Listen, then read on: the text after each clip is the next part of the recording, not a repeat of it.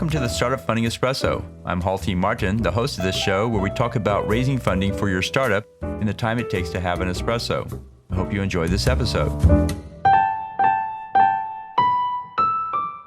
Hello, this is Halti Martin with the Startup Funding Espresso, your daily shot of startup funding and investing. There are many key terms used in term sheets, but there are only a few that have significant impact. Here are the key ones.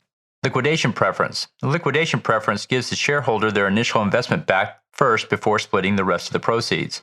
Non-participating preferred. The investors receive preference over the common shareholders.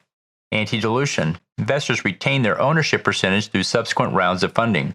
They maintain their full ownership, then this is called full ratchet anti-dilution. In a weighted average anti-dilution, the founders get diluted but not as much. Pay-to-play. The pay-to-play clause incentivizes investors to continue investing in subsequent rounds. If not, they lose some portion of their ownership stake.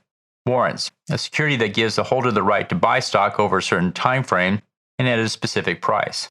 These are key terms to look for in a term sheet. Thank you for joining us for our Startup Funding Espresso, where we help startups and investors connect for funding.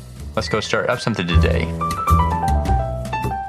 Halti Martin is the director of Investor Connect, which is a 501c3 nonprofit dedicated to the education of investors for early stage funding.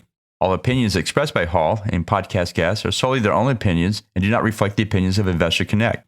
This podcast is for informational purposes only and should not be relied upon for the basis of investment decisions.